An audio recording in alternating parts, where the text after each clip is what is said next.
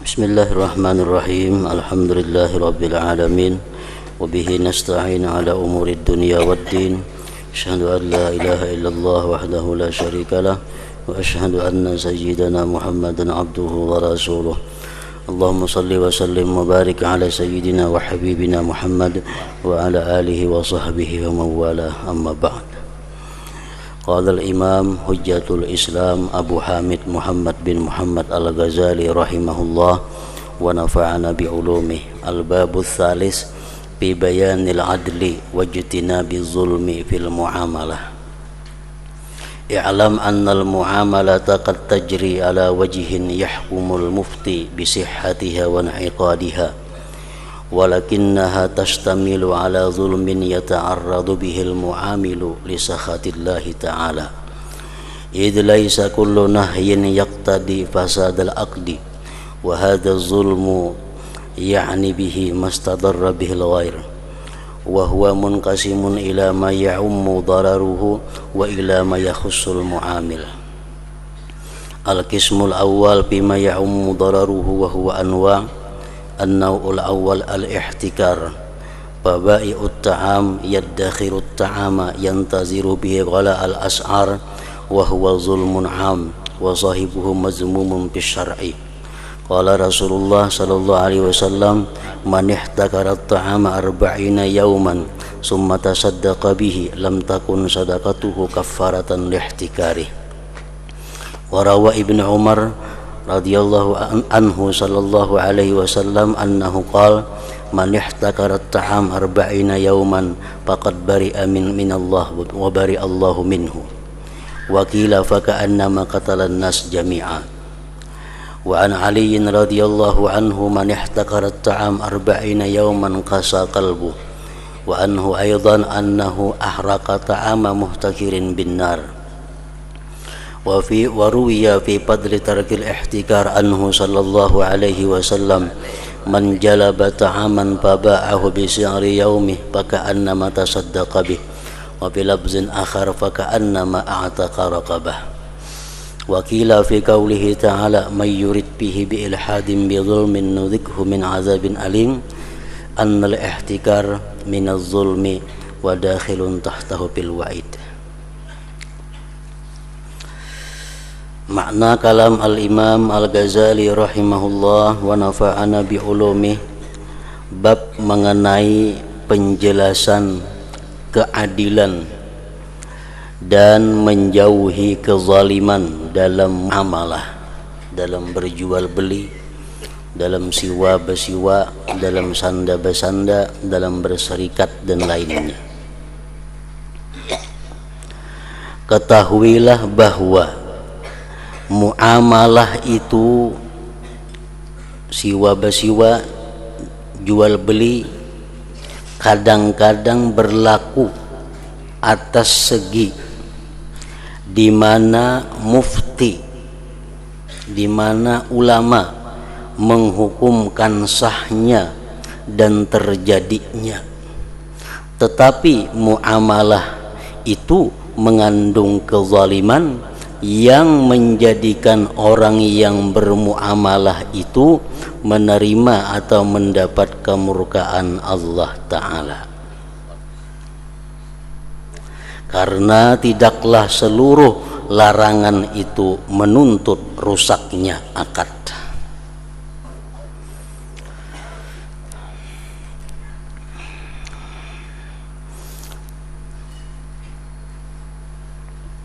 Dimaksudkan dengan kezaliman itu adalah sesuatu yang menjadikan mudarat kepada orang lain.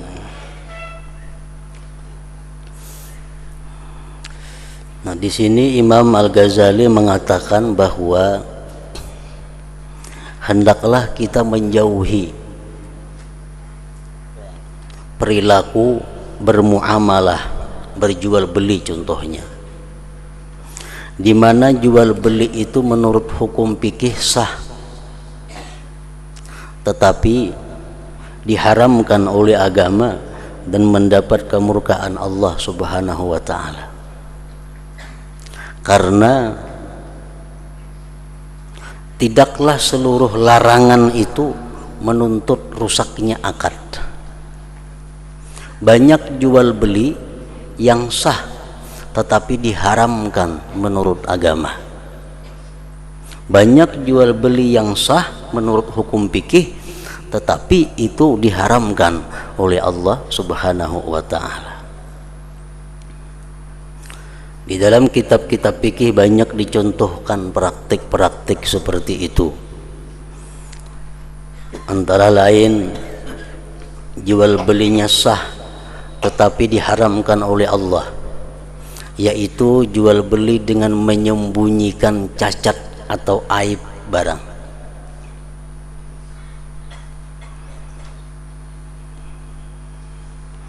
Sepeda umpamanya, sepeda itu bekas patah, dilas, itu ngarannya aib, dirapiakan sehingga kada kelihatan lagi bekas selas-selasannya, dijual tanpa disebutkan bahwa itu pernah patah dan balas, ditukari orang, jual belinya sah tetapi itu hukumnya diharamkan oleh Allah, dan orang yang menjual itu melintangkan dirinya kepada kemurkaan Allah Ta'ala. Contoh yang lain lagi, yang jual belinya sah namun dilarang, namun diharamkan, talaqqir rukban. Dalam istilahnya fikih, talaqqir rukban. Talaqqir rukban ini adalah seseorang mengetahui, kita ambil contoh harga buah, dia mengetahui bahwa harga buah di kota naik daripada harga biasa. Orang-orang kampung kada tahu harga buah naik di kota. Nah, lalu dia pagi-pagi hari menunggu di batas kota. Kalau ada orang kampung bawa buah hendak ke kota, nah, disambang. Ada orang liwat, sini buah kono karinya. Nah, orang kampung kada tahu bahwa di kota buah larang harganya. Nah, dikira kayak biasa aja, nah, dijual. Itu namanya talaqqir rukban. Nah, orang melakukan praktik seperti itu, jual belinya sah tetapi diharamkan oleh Allah Subhanahu wa taala karena ada unsur kezaliman di dalamnya, merugikan orang lain. Termasuk lagi contohnya adalah perilaku jual beli yang sah namun diharamkan, al-bai'u ala bai'i ghairi. Jual beli atas jual beli orang lain. Maksudnya adalah si penjual sudah menjual barangnya kepada pembeli, namun pembeli belum meninggalkan toko.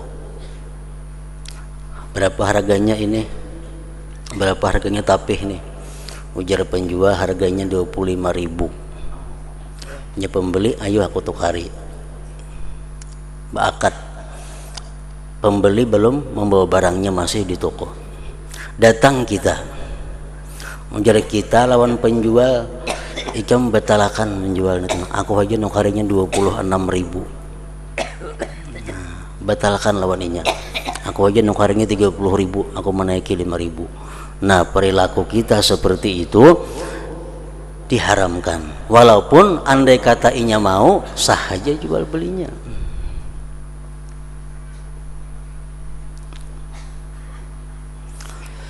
Termasuk lagi jual beli yang mengandung unsur haram walaupun sah adalah bai'ul inab mimma yattakhiduhu khamra. Kita menjual anggur kepada orang yang diyakini orang itu akan membuat arak. Berarti kita memberikan ini satu fasilitas untuk berbuat maksiat. Kita pedagang emas, ada laki-laki hendak nukar emas, sedangkan menurut keyakinan kita laki-laki ini akan memakai emas yang dibelinya daripada kita juali sah, tetapi kita melintangkan diri kepada murka Allah karena kita membantu dia berbuat kemaksiatan. Nah, barang apapun, benda apapun yang kita jual kepada orang yang menurut sangka kuat kita orang itu menggunakannya kepada maksiat, berarti kita melakukan hal yang dilarang oleh Allah walaupun jual belinya sah. Ada orang hendak nukar semen, orangnya Kristen, yang maulah gereja aja,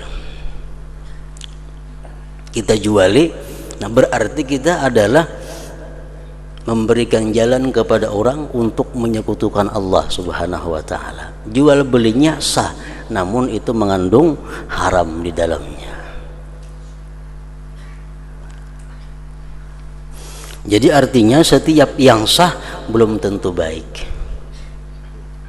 belum tentu baik.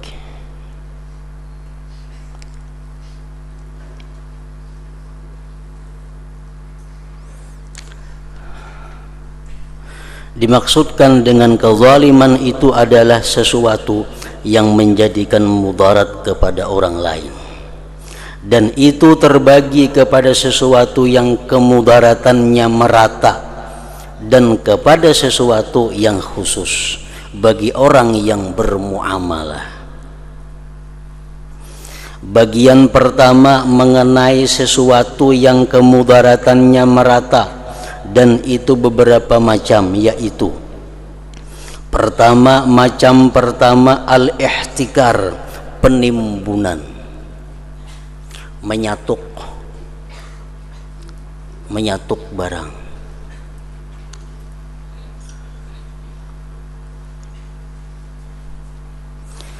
Penjual makanan itu menyimpan makanan yang dengannya ia menunggu mahalnya harga, dan itu kezaliman yang umum, artinya menyakiti orang banyak. Ini musim ngalih baras, orang sulit mencari baras, kita banyak isi baras, kada kita jual dulu sampai kena melambung harga baras tinggi. Nah, ini ihtikar, ini kezaliman yang umum, pelakunya itu tercela menurut syariat, dan hadis Rasulullah menyatakan orang yang berusaha macam itu pasti bangkrut usahanya.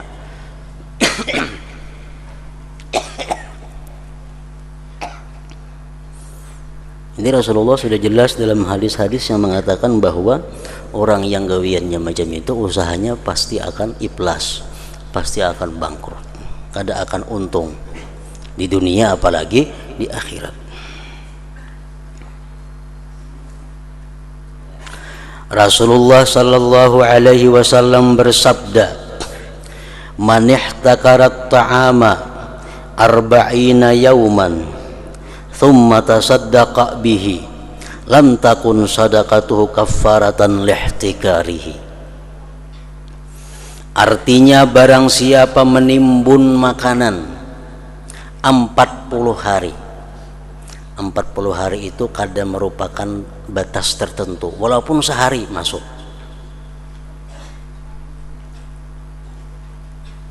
Kemudian mensedekahkannya, maka sedekahnya itu tidak menghapus sebagai dosa penimbunannya itu.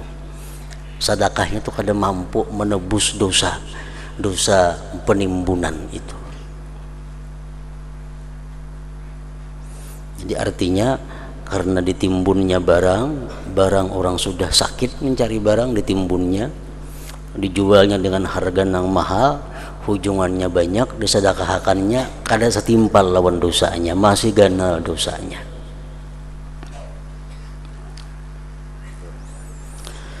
Ibnu Umar radhiyallahu anhuma meriwayatkan dari Nabi sallallahu alaihi wasallam bahwasanya beliau bersabda, "Man ihtakarat ta'ama arba'ina yauman faqad bari'a minallah wa bari'allahu minhu." Artinya barang siapa menimbun makanan selama 40 hari, 40 hari itu hanya batas maksimal, sehari pun sudah masuk, ujar para ulama yang mensyarahkan hadis ini. maka ia telah berlepas diri dari Allah dan Allah pun berlepas darinya. Dan dikatakan orang yang menimbun makanan tadi seolah-olah ia membunuh seluruh manusia.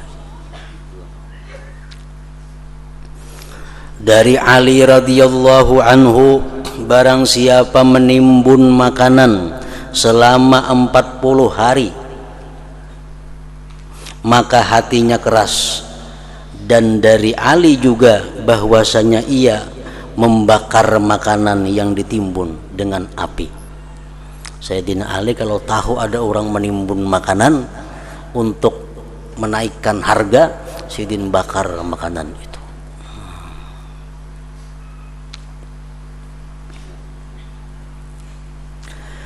Dan diriwayatkan mengenai keutamaan meninggalkan penimbunan dari Nabi sallallahu alaihi wasallam, man jalaba ta'aman faba'ahu bi si'ri yaumihi faka'annama tasaddaqa bihi wa bilafzin akhar faka'annama a'taqa raqabah.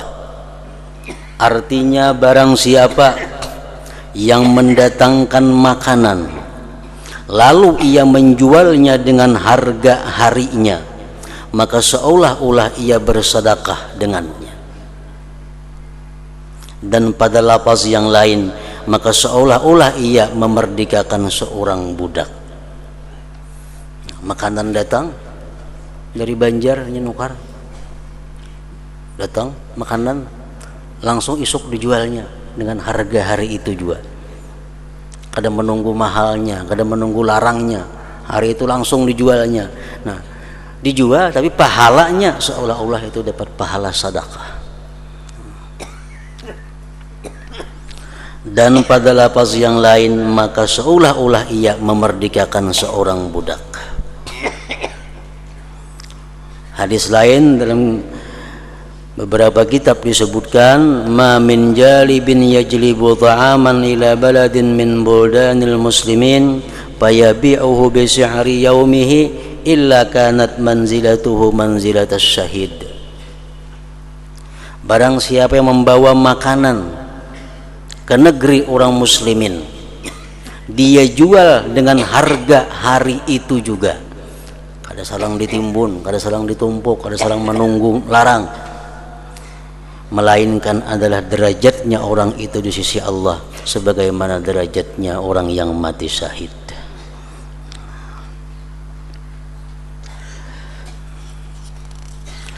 Dan dikatakan mengenai firman Allah Ta'ala, wa may yurid fihi bi ilhadin bi zulmin nudhikhu min azabin alim. Artinya, dan siapa yang bermaksud di dalamnya melakukan kejahatan secara zalim, niscaya akan kami rasakan kepadanya daripada siksa yang pedih. Bahwasanya penimbunan itu termasuk kezaliman dan termasuk di dalamnya mengenai ancamannya ayat tersebut.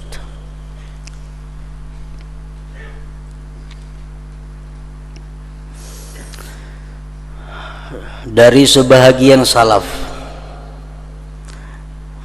bahwasanya ia berada di Wasit.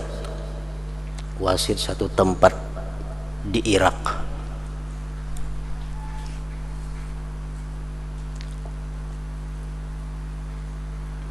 Lalu ia menyiapkan seperahu gandum ke Basrah.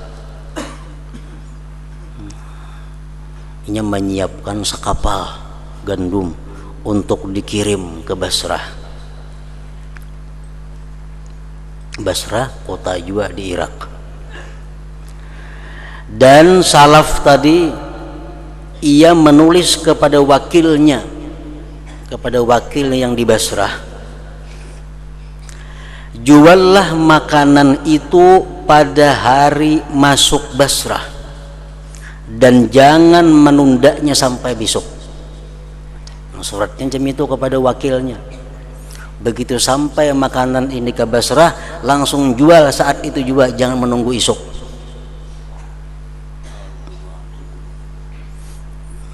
Ringkas kata, dikirim saperahu makanan gandum tadi sampai ke Basrah, diterima oleh wakilnya. Maka kebetulan murah harganya. Waktu sampai ke Basrah, di Basrah murah pasaran gandum, murah.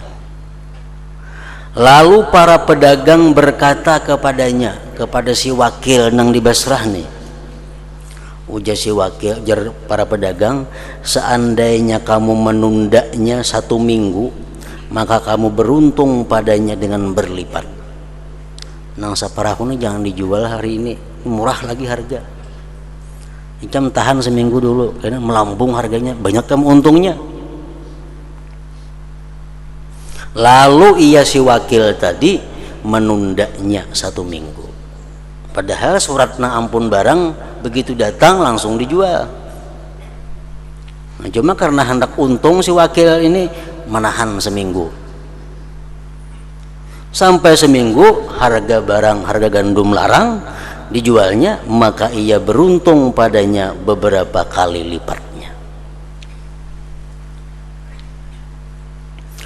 Dan ia si wakil tadi menulis kepada pemiliknya mengenai hal itu, kirim surat lawan ampunnya, gandum pian kada ulun jual hari itu datang, ulun tahan seminggu supaya banyak untungnya. Maka pemilik makanan itu menulis kepadanya, mengirim surat kepadanya, wahai ini, sesungguhnya kami puas dengan untung yang sedikit dengan selamat agama kami. Sesungguhnya kamu telah menyalahi dan kami tidak senang untuk beruntung berlipat ganda dengan kehilangan sesuatu dari agama. Artinya kami kada mau untung banyak cuma dapat dosa. Jangan ampun barang itu. Kamu telah melakukan dosa kepada kami dengan sesuatu tindakan dosa. Apabila suratku ini sampai kepadamu, maka ambillah seluruh harta itu dan sedekahkanlah harta itu kepada orang-orang fakir Basrah. Dan mudah-mudahan saya selamat dari dosa penimbunan. Sudah cukup. Artinya dengan bersedekah itu selamat dari dosa, sudah cukup, mesti ada berpahala. Tidak merugikan saya dan tidak menguntungkan saya. Nah, di sini diambil kesimpulan bahwa menyatuk barang itu kada sarana sampai 40 hari. Walaupun 1 hari, walaupun 1 minggu, sudah termasuk di dalam larangan.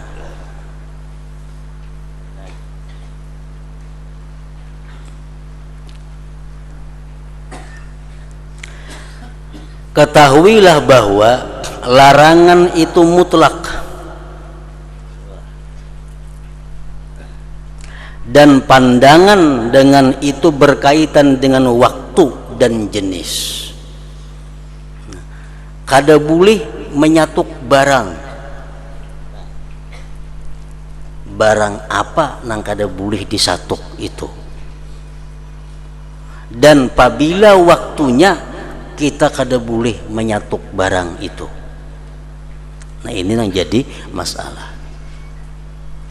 Apakah hanya makanan nang kada boleh disatuk, atau waktunya apabila aja kada boleh disatuk? Nah, itu yang jadi pembahasan oleh para ulama.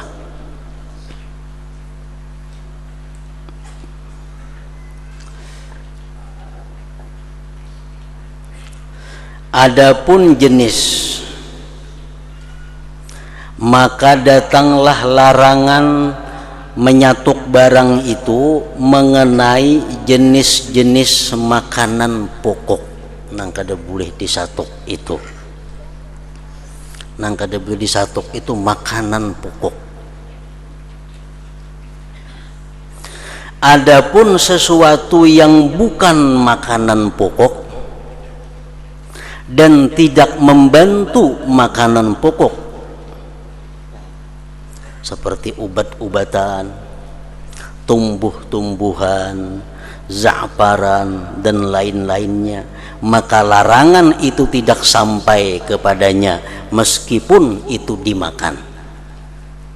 Menyatuk limau umpamanya, ini limau lagi banyak, harus dijual dulu, satuk dulu, sudah mulai menipis hanya gini diungkai. Nah, larangan kada sampai ke limau itu. Kenapa? Karena limau itu bukan termasuk makanan pokok. Siapa yang makan limau makanan pokok?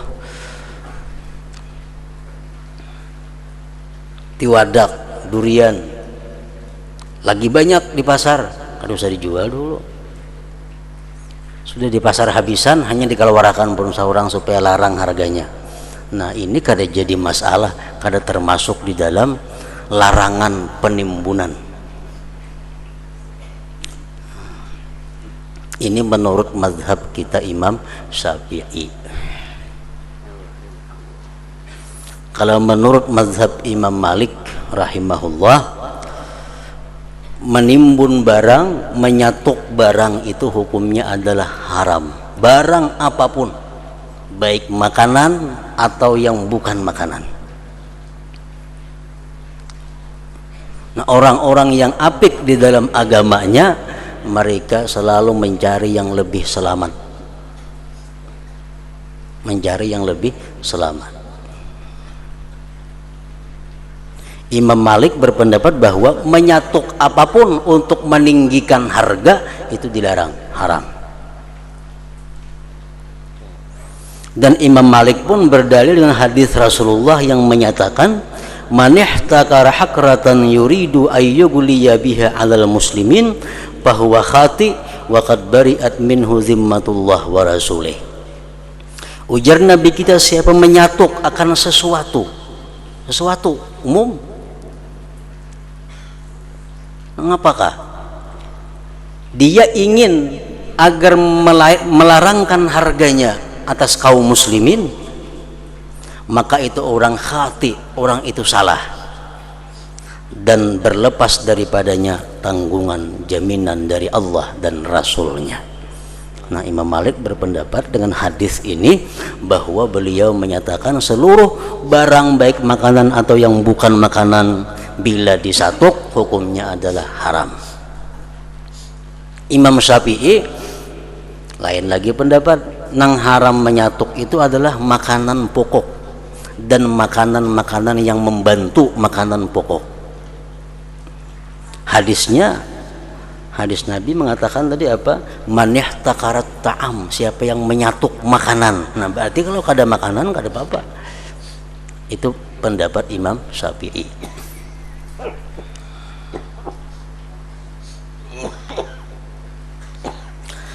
Adapun sesuatu yang menolong makanan pokok, ini bukan makanan pokok, cuma pendamping makanan pokok, seperti daging,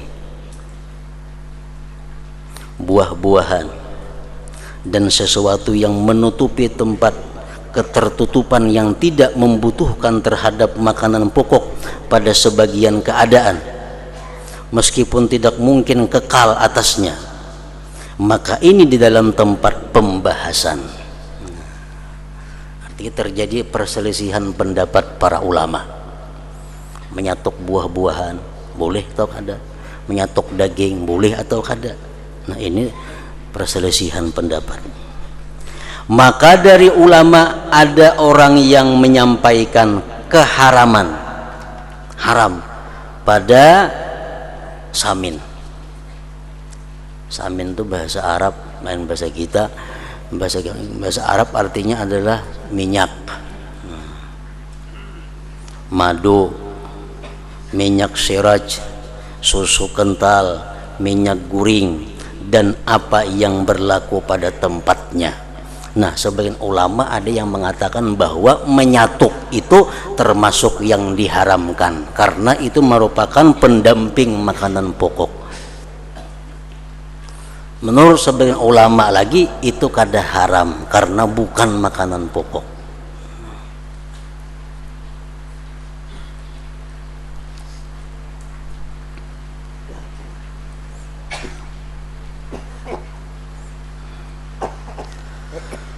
Adapun waktu, nah, apabila waktunya nang kita kada boleh menyatuk itu, apabila waktu yang boleh menyatuk itu, maka mungkin juga datang larangan di segala waktu. Ada yang menyatakan larangan menyatuk itu di segala waktu, baik waktu barang masih murah atau barang sudah mulai naik, pokoknya bila menyatuk itu kada boleh.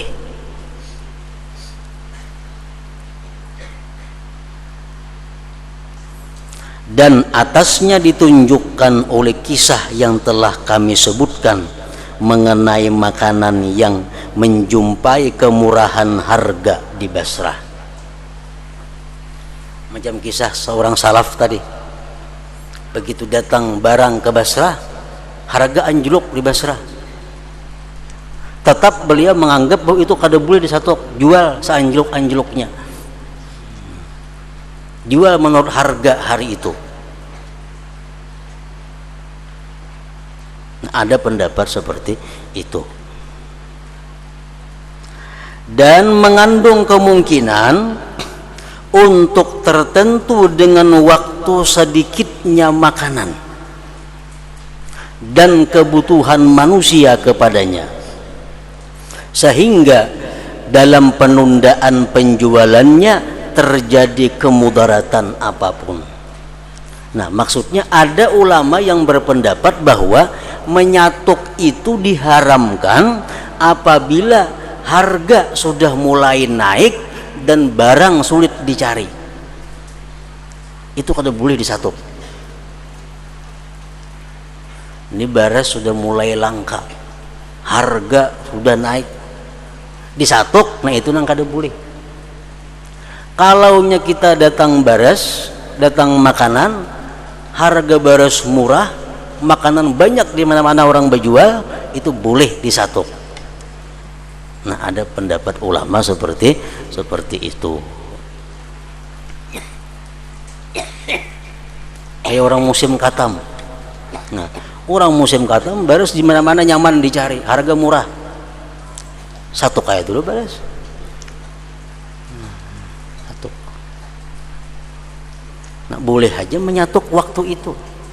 Tapi kalau sudah makanan mulai sulit dicari, harga sudah mulai naik, dan di situ kita kada boleh lagi menyatuk makanan. Kada boleh menyatuk makanan.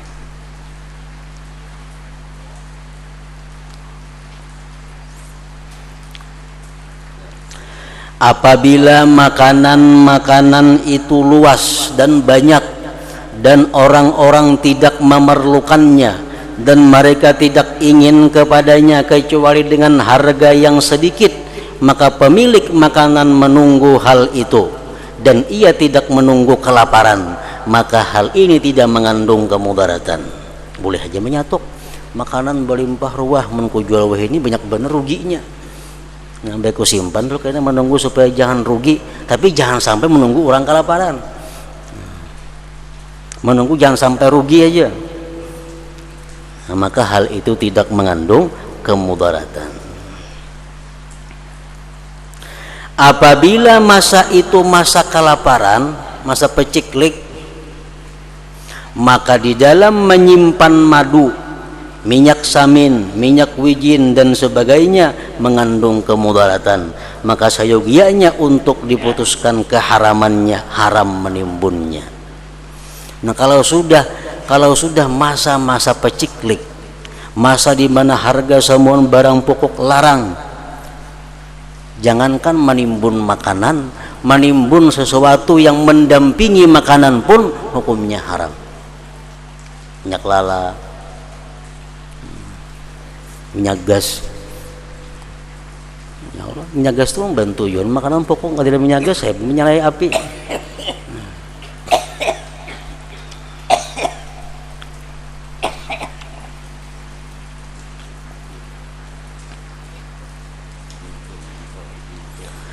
Nah, jadi kita menyatuk barang makanan ini, andai kata kita jual dengan harga nang larang, jual belinya sah.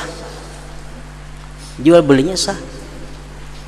tetapi di dalamnya ada unsur menzalimi orang, lalu haram dan mendatangkan murka Allah Subhanahu wa ta'ala.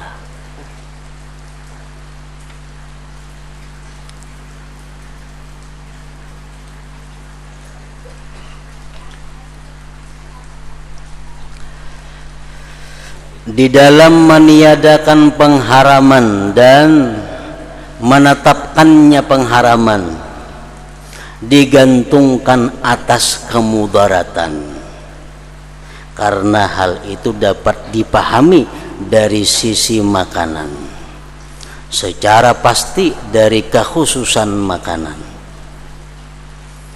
Jadi haram kadanya menimbun makanan itu haram kadanya tergantung kemudaratan orang. Kalau ini kusatuk makanan orang jadi mudarat, haram berarti. Kalau ini barang kusatuk orang kada mudarat, kada apa-apa.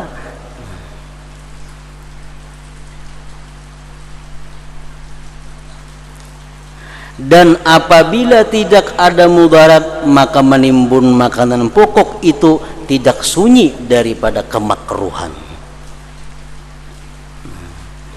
Menimbun makanan pokok tuh, walaupun orang kada sedang kelaparan, kada haram, tapi kada lepas daripada kemakruhan. Kenapa kada lepas daripada kemakruhan? Karena ia menunggu dasar-dasar kemudaratan, yaitu tingginya harga. Jadi makruh hukumnya.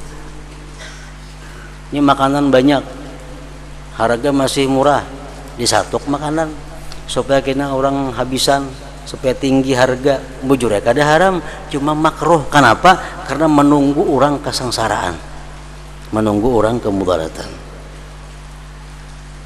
Menunggu dasar-dasar kemudaratan itu dilarang, seperti menunggu kemudaratan itu sendiri, namun di bawah daripadanya. Menunggu kemudaratan itu sendiri juga di bawah membuat kemudaratan.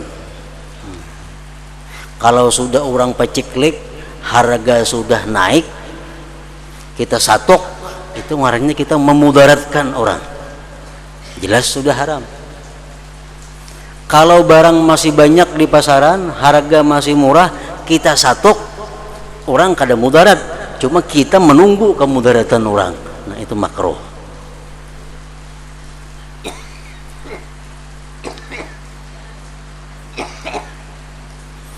Maka dengan tingkat kemudaratan itu berbeda-bedalah tingkat kemakruhan dan keharaman.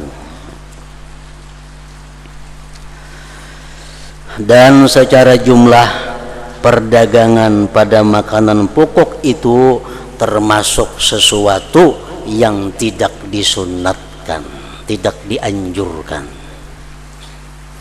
Artinya kalau kita hendak berusaha, kalau kita hendak berdagang, jangan berdagang bahan makanan pokok. Kenapa? Itu kada dianjurkan, kada disunnatkan.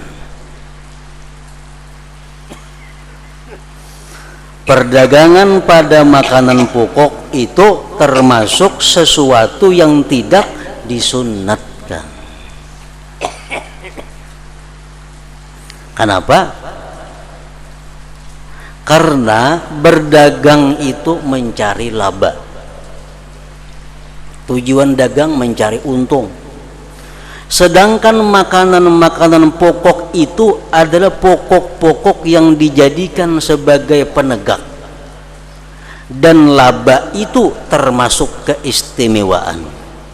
Maka sayogianya untuk mencari laba pada sesuatu yang diciptakan dari golongan keistimewaan yang tidak mengandung kemudaratan bagi makhluk. Kita berdagang makan barang makanan pokok, makin kita banyak untung, makin memudaratakan orang. Makin tinggi untung, makin sakit orang. Nah, oleh karena itu berdagang bahan makanan pokok itu termasuk perdagangan yang kada dianjurkan. Bukan dilarang, kada, cuma kada dianjurkan.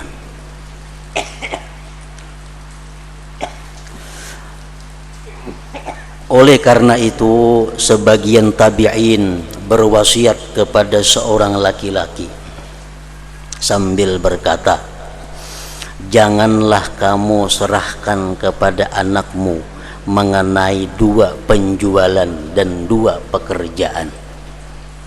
Artinya aku bapasan hikam padahi anak buah hikam, amun hendak berdagang jangan nang berdagang 2 macam ini. Amun hendak bagawi jangan hendak bekerja nang 2 macam. Jadi ada 2 macam gawian nang kada baik, bukan kada baik, kurang baik artinya, dan ada dagangan nang kurang baik.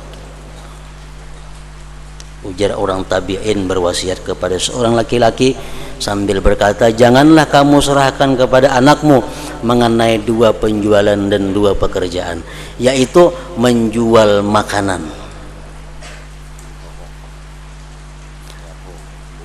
dan menjual kain-kain kapan.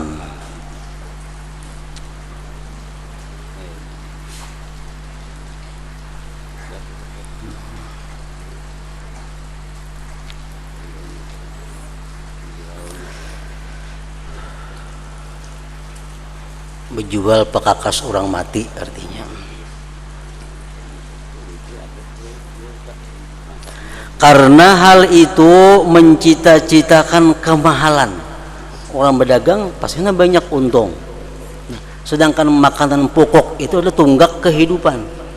Makin kita banyak untung, makin sengsara manusia. Orang berjual kapan kenapa kada baik? Kenapa dianggap di sini jangan berjual kain kapan, gawian? Karena mencita-citakan kematian orang-orang.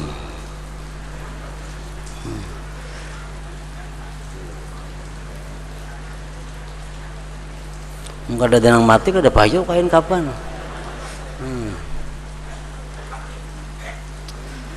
Jadi kalau orang mati disuruh innalillahi wa inna ilaihi rajiun. Orang berdagang kain kapan, alhamdulillah rabbil alamin, ini berarti orang mati. Dagangannya payo.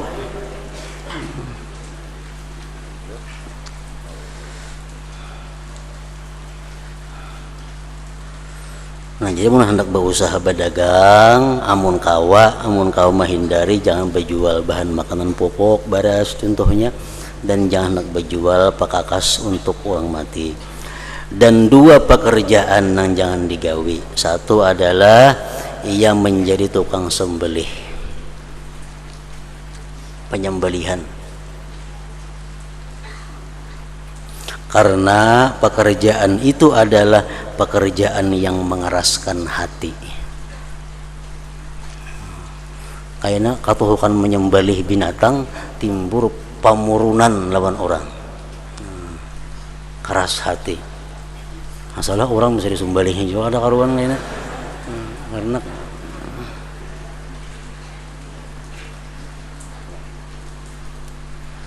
yang kedua, pekerjaan yang jangan digawi atau tukang sapu.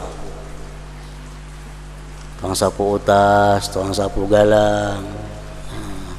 Karena ia menghiasi dunia dengan emas dan perak gitu.